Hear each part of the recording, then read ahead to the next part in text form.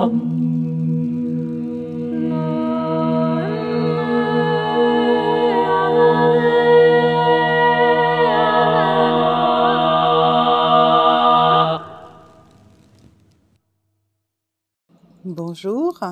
alors je vais vous parler aujourd'hui de la pleine lune qui va avoir lieu en Verseau, à 5 degrés du Verseau, et la lune du coup sera en opposition dans le signe du Lion à 5 degrés aussi. Cette pleine lune aura lieu à 18h54, 17h54 en temps universel.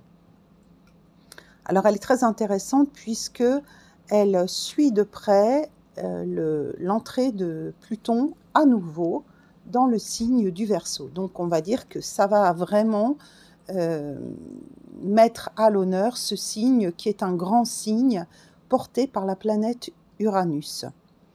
Uranus qui elle-même est en mode rétrograde depuis septembre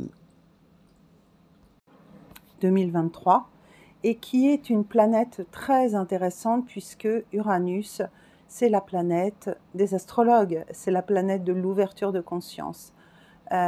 Si vous connaissez bien le conte de Cendrillon, vous pouvez voir par exemple la bonne fée marraine, la marraine, comme étant une représentation de l'énergie d'Uranus. Cette bonne fée a une baguette magique dans les mains et elle peut réaliser des souhaits. Elle peut transformer évidemment la citrouille en carrosse, mais elle a également une énergie très exigeante puisqu'elle met aussi de l'électricité dans l'air et qu'elle est en capacité de réformer, de porter de grandes rébellions. La planète Uranus représente le signe du Verseau qui porte une originalité, qui sort des sentiers battus, qui souhaite s'affranchir des cadres rigides qui ont pu être posés dans le signe précédent du Capricorne, qui lui est porté par Saturne, le père, le patriarcat, les lois, la matière, l'authenticité, la sagesse, un merveilleux Saturne qui peut être vu à la fois comme un bon père qui guide, comme un coach généreux qui pose les règles et qui porte la sécurité, mais qui peut être aussi perçu, notamment en astrologie traditionnelle, comme l'empêcheur de tourner en rond, puisqu'il pose aussi les limites, les freins, et qu'on a pu voir notamment depuis quelques années, ce que le Capricorne doit travailler pour s'ouvrir à l'énergie d'Uranus qui le suit, comme un père qui serait en capacité de lâcher de l'énergie et de ses convictions pour permettre à son fils d'avoir une réussite flamboyante, voire plus haute et plus grande que lui. Car dans l'énergie du Capricorne, qui est représentée par une chèvre des montagnes ou une grande montagne justement très haute à gravir, avec un sage, un ermite qui porte la sagesse et s'installe tout en haut de cette montagne, il pourrait être un peu comme sur un piédestal ou avoir atteint une forme égotique de sagesse, un ego spirituel qui fait qu'il n'accepterait pas que son propre fils le dépasse. Et cela crée beaucoup dans des familles des vœux, des redevabilités, des empreintes comme ça, où les enfants s'empêchent consciemment ou inconsciemment de réussir pour ne pas dépasser le statut social ou dépasser les blessures inconscientes de leurs propres parents. Et là, ce serait comme s'il fallait un petit peu que Uranus et Saturne travaillent main dans la main, comme si le père pouvait devenir celui qui enseigne, qui passe le relais comme le bâton de relais à son enfant, en se réjouissant que celui-ci puisse largement devenir meilleur que lui, que ses joies seront sa réussite en fait. Uranus redevient direct donc le 28 janvier 2024, et toute cette période d'introspection, elle était un petit peu comme, vous voyez, le coureur qui se situe sur la ligne de départ, les mains posées au sol, en position de démarrer, qui reste comme ça, concentré sur sa ligne, sur sa trajectoire, et qui attend le coup donné de départ pour pouvoir envoyer toute l'énergie, décharger sa force, et puis partir tout droit. Donc là, Uranus, en redevenant direct, il va à nouveau propulser une ouverture de conscience. Il va aussi réveiller en nous toutes les parties endormies qui se sont conformées, qui ont accepté de mettre un genou à terre en Capricorne pour pouvoir redémarrer dans leur plein potentiel dans l'énergie du Verseau. Alors même si nous sommes toujours en hiver et que l'énergie du Verseau reste une énergie, un air, puisque c'est un signe d'air, mais ce n'est pas de l'air doux et léger de l'été, comme on peut l'avoir dans le signe des Gémeaux, par exemple. On va avoir un air qui est chargé quand même d'humidité, chargé d'électricité, d'ions négatifs, et on va se retrouver comme ça pendant encore un mois, avant de rentrer dans l'énergie du Poisson, au cœur de l'hiver.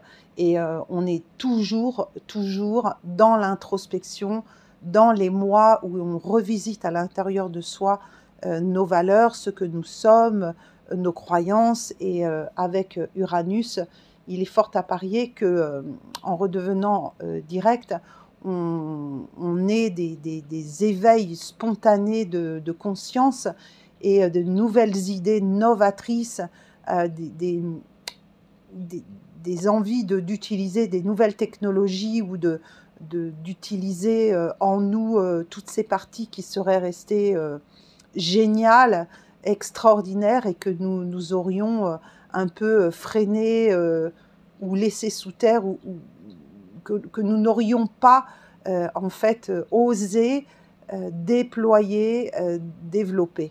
Donc Uranus, en redevenant direct, va propulser cette pleine lune en mettant vraiment un coup d'accélérateur. Vous le voyez, le coureur qui part de belles et grandes foulées, confiant dans sa trajectoire qu'il peut gagner la course. Donc ça, c'est très intéressant. Et Pluton, lui, va rentrer dans le signe du Verseau le 21 janvier, donc 3 ou 4 jours avant la pleine lune. Et Pluton a déjà fait des allers-retours entre la fin du Capricorne et le début du signe du Verseau. Il était en Capricorne depuis novembre 2008. Alors vous vous rendez compte, c'est quand même énorme, 2008. Donc là, en étant toujours sur le 29e degré du Capricorne, en repassant sur le degré 0 du Verseau, il va retourner à nouveau le 3 septembre 2024 sur le Capricorne, puis revenir le 20 novembre 2024 en Verseau pour y rester jusqu'en mars 2043, où il rentrera en Poisson. Donc ça veut dire que ça va nous donner là, jusqu'au mois de septembre, comme des coups d'accélérateur, des coups de frein. On va sentir les deux énergies du Père et du Fils, du Verseau et du Capricorne, d'Uranus et de Saturne. Ces deux énergies-là qui se suivent, qui se complètent, qui sont faites pour s'entendre, mais qui aussi sont un peu antagonistes. Hein. C'est un peu la crise d'adolescence qu'on peut ressentir quand on est comme ça face à nos parents, vouloir s'affranchir de ce qu'ils sont, les trouver nuls, les trouver inintéressants, vieux, vraiment, tu vois, voyez, c'est comme le fils un peu qui peut mépriser son parent, de l'empêcher de vivre et de s'épanouir sans voir la beauté de la coupe qu'il accueille et qu'il l'a mis au monde, en fait.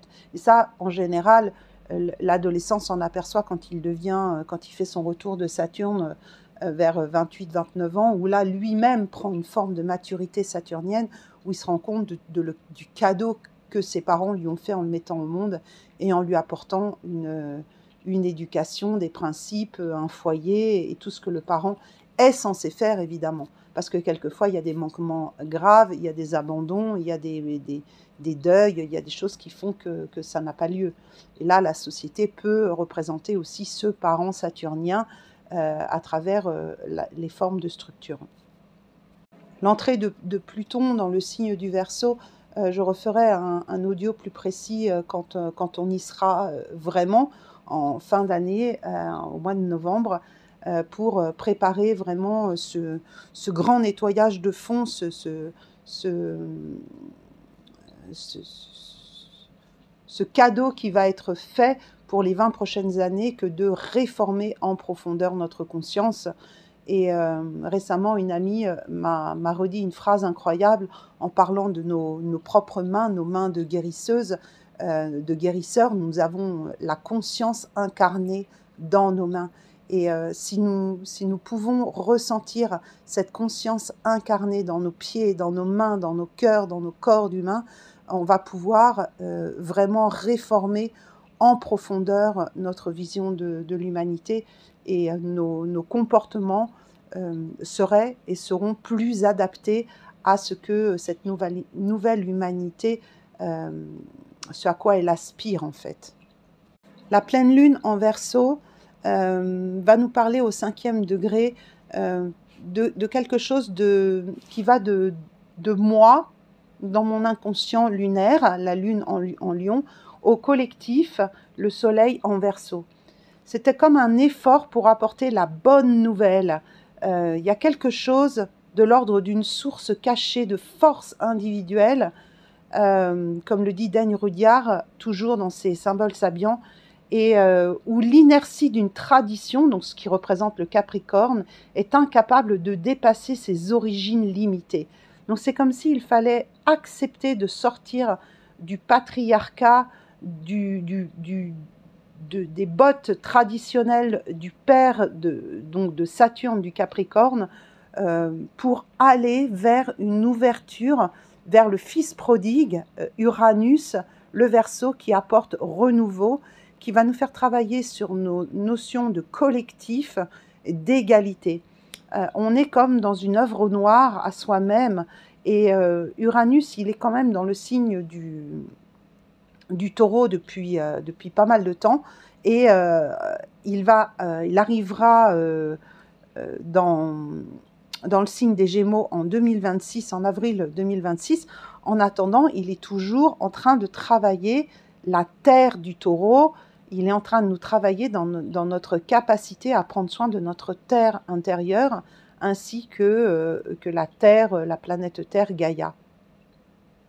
En résumé, ce 5e degré suggère qu'en maintes situations, la confiance en des précédents permettra à celui qui aspire à la grandeur de puiser l'énergie recélée dans ses racines les plus profondes. Et racines profondes, ça peut autant parler de l'énergie du Capricorne, signe de terre profond, ça peut parler des racines profondes en lien avec l'ouverture de conscience d'Uranus, et les racines profondes que Pluton vient travailler, puisque c'est son rôle d'alchimiste, que de descendre dans les entrailles pour y faire un grand ménage. Grâce au père, donc Saturne, Capricorne, le fils Uranus, Verseau, peut s'ouvrir en ayant mesuré et pris ce qu'il devait prendre de son père, et notamment la confiance. Et c'est peut-être ça qui nous est demandé de regarder en ce moment, c'est quel est notre degré de confiance en nous-mêmes, dans le vivant, dans ce qui se passe autour de nous, et notre capacité d'émancipation à ce qui est, ce qui a été, aux lois, aux traditions. Est-ce que nous sommes prêts à faire un saut quantique? Est-ce que nous sommes prêts à aller dans cette terre du Verseau, à nous ouvrir à de nouveaux horizons, construire des collectifs, mettre les technologies au service du vivant et non au service du macabre? et, et se mettre en mouvement dans les groupes, tout en ayant toujours conscience, que ce soit dans l'énergie du lion ou dans l'énergie du bélier dans lequel se situe le nœud nord, de toujours, et encore je le rappelle, prendre soin de soi d'abord pour pouvoir mieux offrir son soleil individuel, ses trésors, au collectif. Et le collectif est représenté par évidemment la balance et le signe du Verseau qui nous amène à revoir notre façon de nous comporter dans les groupes de façon plus solidaire, avec nos amis, mettre en place des systèmes d'entraide, de partage alternatifs, et ça c'est vraiment l'esprit du Verseau. C'est pour ça que ce 5e degré du lion où se situe la lune propose de surveiller l'absence de personnalité. C'est toujours lié au collectif depuis un espace complet à l'intérieur de soi, ses propres polarités yin et yang, se mettre en complétude à soi-même, se construire de façon autonome une capacité à s'aimer en se décollant le plus possible des attentes qui obligatoirement nous plongent dans les méandres de projection, d'illusions et de blessures, pour pouvoir se sentir intègre, complet, authentique à l'intérieur de soi et aller vers le collectif, vers l'autre, vers l'amour, parce que le lion c'est aussi l'amour, c'est le signe de l'enfant, c'est le signe de la créativité. Comment on peut rayonner sa joie, son propre soleil dans le collectif? Comment peut-on faire cela si on se sent déjà incomplet, si les blessures ont pris tellement de place qu'on ne puisse plus se voir tel que nous sommes, et puis voir aussi le monde tel qu'il est, hein, avec toutes ses beautés et toutes ses atrocités. Alors cette pleine lune a un ascendant en lion. Alors encore une fois, le lion c'est le tournesol, vous voyez, on est au cœur de l'été, on a un grand brasier, un grand feu de joie, on a peut-être toute une famille, comme moi j'ai une famille de musiciens, eh bien on se retrouve l'été autour d'un feu, on chante, on s'aime, on se touche, on se le dit, on s'inspire les uns les autres. Alors il y a comme un focus pour cet ascendant de pleine lune sur l'art, sur la créativité, sur l'enfance et bien sûr sur l'enfant intérieur, nos propres petits êtres sur lesquels nous avons grandi et sur lesquels nous nous sommes appuyés, qui aujourd'hui nous regardent depuis le puits du fond de nos entrailles et qui nous interpellent en nous disant « mais pourquoi tu me laisses au fond de ce puits sombre de ton passé ? Prends-moi par la main, prends-moi sur tes genoux, prends-moi dans tes bras et ramène-moi dans ta vie consciemment. Faisons ensemble la paix sur ce qui a été dans le passé, puisque cet ascendant et la lune touchent la maison 12. Hein, l'ascendant, c'est la porte de l'ouverture de la maison 1. Et en maison 12, nous avons la lune qui est conjointe à Vulcain, d'ailleurs, on va en reparler. Et dans l'espace de la maison 1, on a quand même une des lunes noires qui continue dans la maison 2 d'ailleurs. Lune noire en maison 1, maison 2, ça veut dire qu'on a été blessé de façon inconsciente dans notre féminin, dans nos valeurs, dans notre capacité à nous montrer au monde. Quelle image je renvoie? Je me mire comme Narcisse dans mon reflet.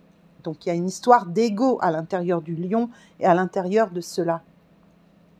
Comment est-ce que je me sens souveraine, reine de mon royaume intérieur? Est-ce que je suis dans le réel ou est-ce que je suis dans l'illusion? Suis-je dans le rêve ou suis-je dans le monde? De quel monde parle-t-on? J'en suis où? Avec les lunes noires qui viennent nous travailler dans le signe de la Vierge et dans le signe dans la maison 2, on est sur récupérer des valeurs simples, efficaces. On est précis dans la façon dont on fait le tri à l'intérieur de nos valeurs.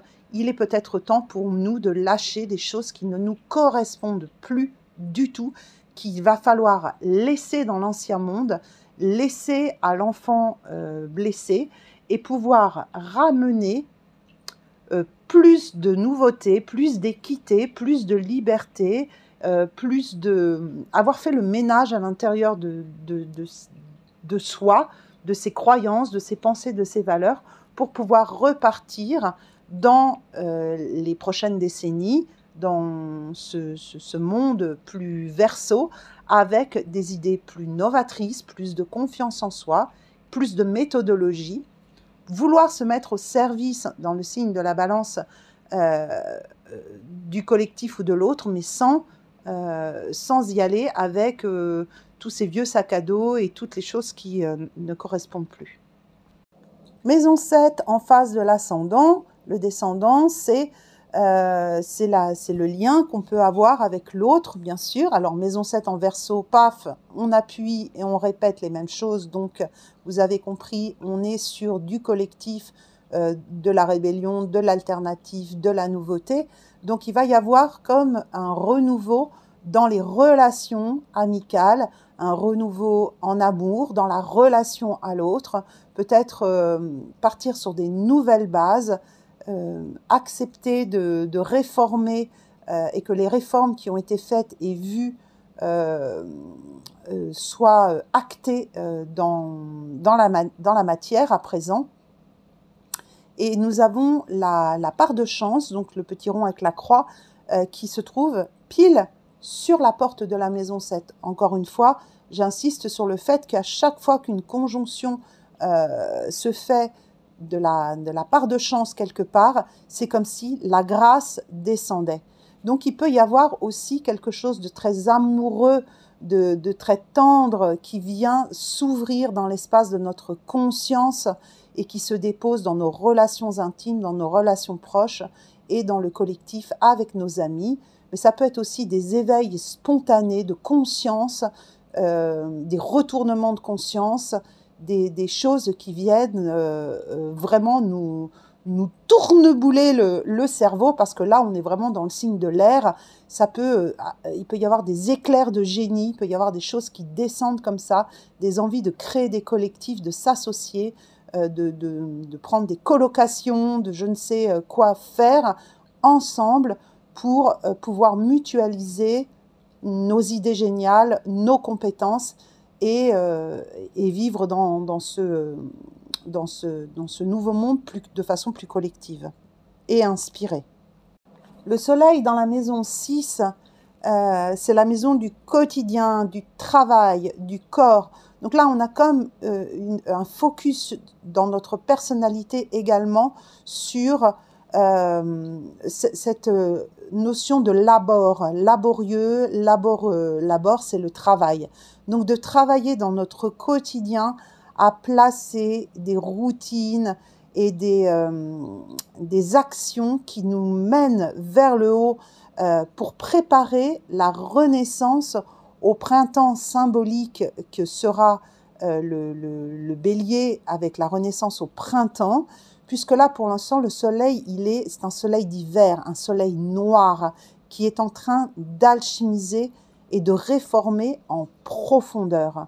Donc, il réforme nos idées verso, il s'inspire du féminin en face et de l'amour et du soleil et guérit dans la maison 12 en face toutes les parties inconscientes de notre âme, du peuple, de tout le petit peuple qui nous constitue, toutes nos multiples personnalités intérieures. Et c'est sûr qu'avec l'astéroïde Vulcain qui est collé à la Lune en maison 12 en face, on peut avoir des remontées, des guérisons karmiques intenses, des mémoires inconscientes, maternelles, blessées, j'irais jusqu'à dire les viols, les oppressions, les frustrations mentales, puisqu'Héphaïstos est quand même le forgeron, celui qui tient le feu de Dieu, qui transforme les parties brutes de la vie en quelque chose de précieux et qui offre un bijou à la fin de son œuvre. Être acharné et concentré pour puiser la puissance du feu intérieur et nos capacités à surmonter les défis par la persévérance et l'art de la transformation, de la transmutation. Et Pluton, en entrant en Verseau, va pousser dans ce sens. Dieu du feu de la forge qui invite la lune au bal de minuit et lui fait tourner la tête afin qu'elle lâche, que la lune puisse lâcher ses rigidités, ses blessures égotiques en lion et qu'elle se reconnecte à son cœur d'enfant innocent. Cette danse dépoussière ses manières et comportements et permet à la lune de s'offrir nue, vulnérable, au soleil qui l'accueille et l'attend en face. Pluton transmute, alchimise. Il est magnétique, charismatique, volcanique, irrésistible. Et même si nous sommes sortis de la vibration du Scorpion, on a toujours dans notre foyer à la pleine lune les bases de notre maison. La maison 4 est en Scorpion et on a Pallas Athéna, la guerrière qui a sa chouette sur l'épaule et qui s'occupe d'équilibrer nos polarités et qui d'ailleurs met aussi un peu de piment dans les relations et qui peut comme ça aussi inciter à retrouver un nouvel équilibre dans notre foyer, dans nos bases intérieures et ramener un peu de yin, de yang en équilibre.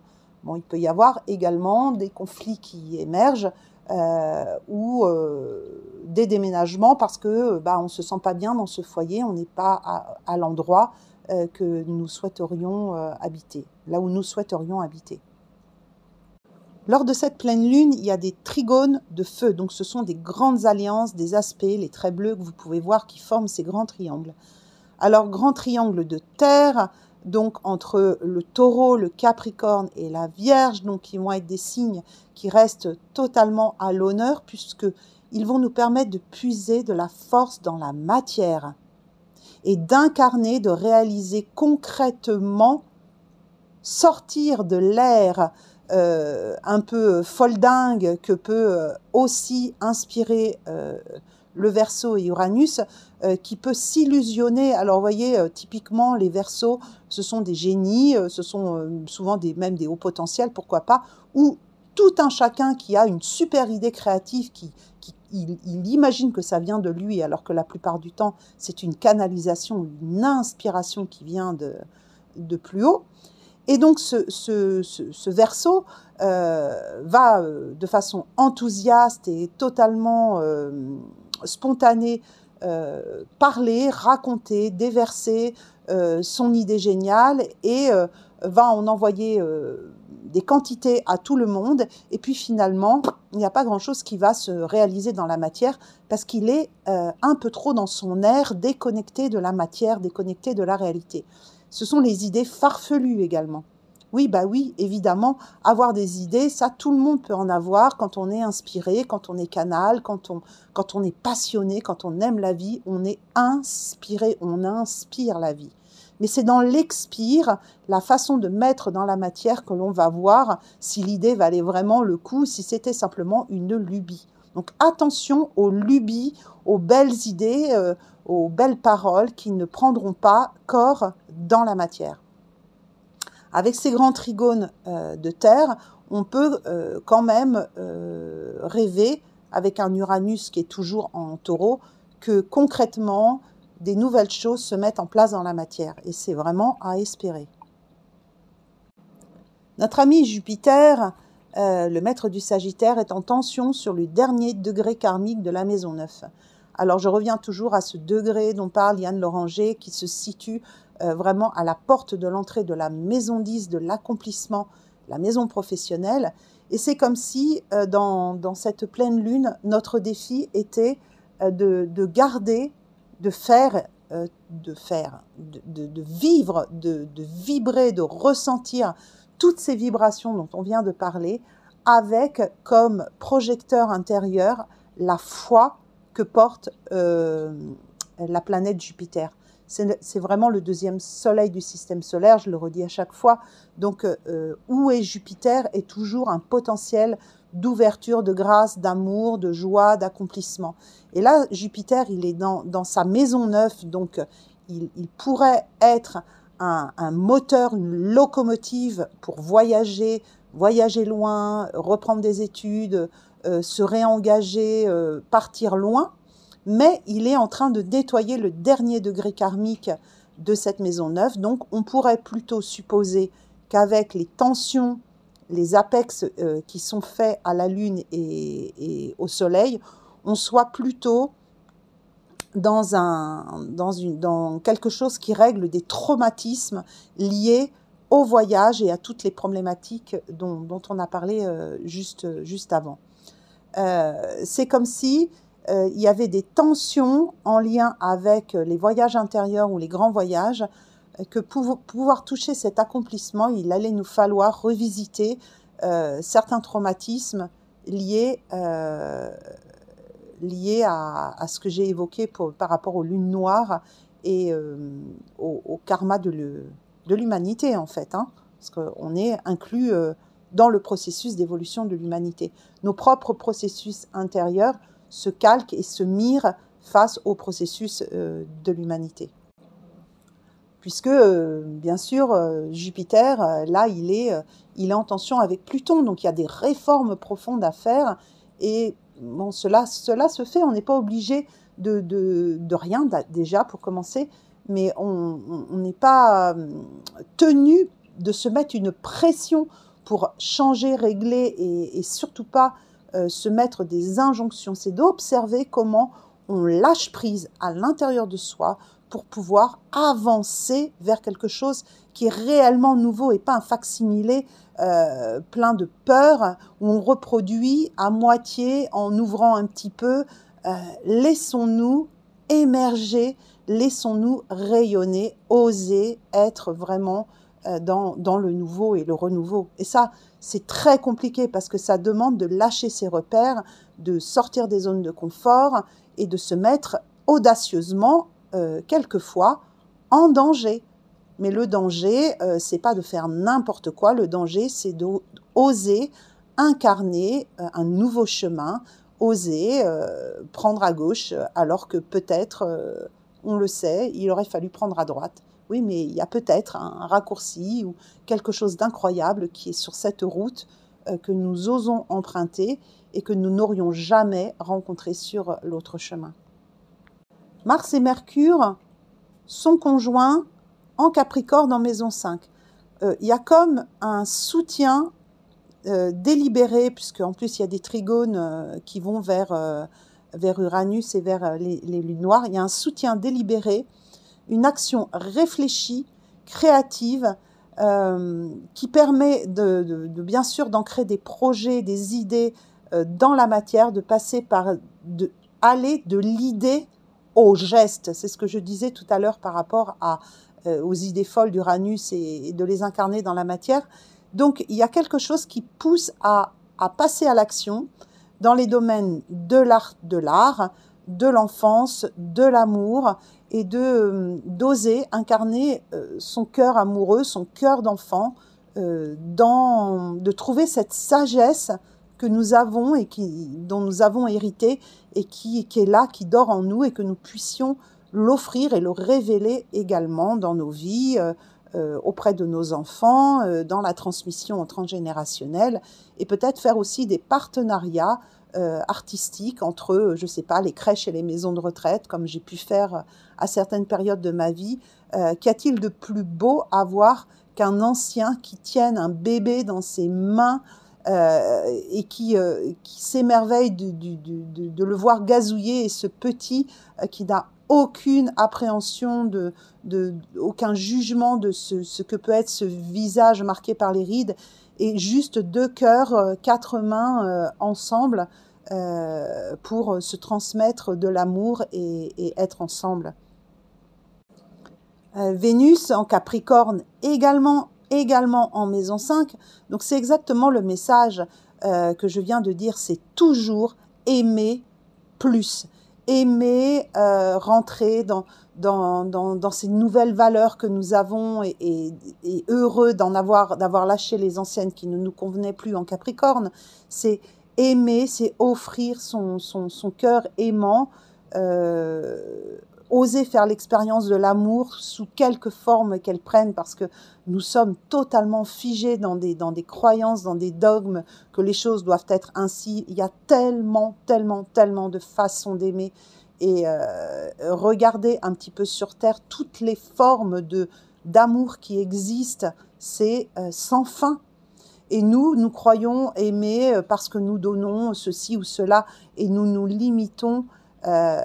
Et bien sûr, c'est quelque chose que l'on peut réaliser avec des êtres qui eux-mêmes s'ouvrent à une nouvelle conscience d'aimer. Et c'est ce qui est proposé dans l'ère du Verseau, une nouvelle conscience d'aimer. Et cette Vénus en maison 5 en Capricorne, elle pousse à aller vers une nouvelle façon d'aimer, bien sûr. Nous avons aussi un trigone de feu entre les lunes, Mars, Mercure et Jupiter en porte de la maison 10. Donc c'est d'imaginer les éléments en astrologie même amérindienne, ou dans l'astrologie que j'aime peindre, quand je vous peins les thèmes de naissance selon vos éléments, etc. Je vais appuyer sur l'image des éléments, parce que vous savez que le feu est attisé par l'air. Donc là, quand on a du feu comme ça, avec une très très belle énergie, un feu très, très, très inconscient, très profond, qui vient du lion, qui vient de l'ascendant, bien sûr, qui passe par Cérès, la planète des choix, des récoltes en Sagittaire, toujours en maison 5, et qui va aller alimenter ce fameux Jupiter qui a bien besoin d'aide. Donc là, on est toujours sur le feu intérieur, le feu de joie, le feu de la foi qui s'active et qui s'anime à l'intérieur de nous, et qui va du coup alimenter l'air du Verseau avec... vous pouvez entendre R du Verseau écrit A-I-R-E et A-E-R-E, accent grave R-E, l'air. Et ça nourrit une guérison du nœud nord et de Chiron, hein, qui sont conjoints dans le signe du Bélier. Et on est vraiment sur accepter de guérir toutes ces blessures égotiques que nous portons pour aller vers la nouvelle graine à l'intérieur de nous qui porte tout l'arbre de nos nouveaux potentiels. Cet arbre qui va être planté par le père pour son enfant, et le père ne pourra peut-être jamais s'adosser au tronc et profiter de l'ombre, mais il plante cet arbre pour ses descendants, pour son enfant, ses petits-enfants et au-delà. C'est ça, prendre soin du vivant, c'est de ne laisser aucune trace lourde de notre passage sur cette terre, en guérissant nos blessures et en élaguant et en nettoyant et en purifiant. On permet à nos descendants, comme le disent les Amérindiens, les 7 générations suivantes, de profiter. Il est là l'acte d'altruisme, il est là l'acte d'amour suprême, que de ne pas faire les choses uniquement pour soi, mais de les faire pour les descendants, pour le vivant.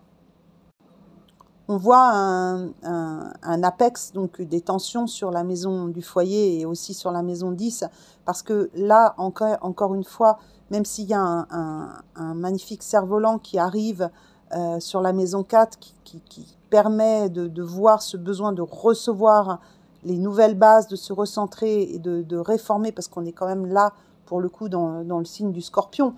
Et le Scorpion, lui, il invite profondément à descendre dans les entrailles. Donc il y a cette double proposition dans cette pleine lune, à la fois de tenir avec la foi ce qui est juste, et de lâcher en profondeur ce qui ne l'est plus, tout simplement. Et dans nos bases et dans notre société, et de par les expériences que nous vivons à chaque instant, avec plus de conscience, la conscience uranienne en fait, qui veille sur nous. Il y a quand même des choses qui sont très inconscientes avec le travail de toutes ces lunes dans la pleine lune, qui est une apogée, mais qui est aussi un moment de tension dans le cycle. Donc je vous invite à retourner écouter le précédent podcast, la précédente vidéo de nouvelle lune, puisque là nous sommes à la moitié du cycle de cette nouvelle lune. Et la pleine lune, c'est aussi un temps de récolte, un moment de tension, certes, où on nous demande si nous avons bien compris les enjeux de ce cycle. Puis à partir du 26, nous allons aller doucement dans la phase descendante du cycle de la lune et nous allons à nouveau rester très introvertis, très concentrés, même s'il y a des journées où il fait beau, il y a du soleil, on a envie de bouger, on a envie de sortir, on nous demande de rester focus sur notre intériorité, sur qui l'on est, qui l'on veut devenir, quelles valeurs on veut incarner et ce que l'on a à offrir, ce que l'on veut offrir à l'autre et ce que l'on veut offrir au monde. Donc, il y aurait évidemment encore énormément de choses à dire, mais l'audio commence à être un petit peu long. Aussi, je vous invite à vous abonner, à liker mes vidéos, mes peintures, mes œuvres, à soutenir mon travail. J'en ai bien besoin. Nous avons tous besoin de nous entraider, de nous entraimer. Donc, je compte sur vous et puis je vous dis à très bientôt pour la suite de nos aventures.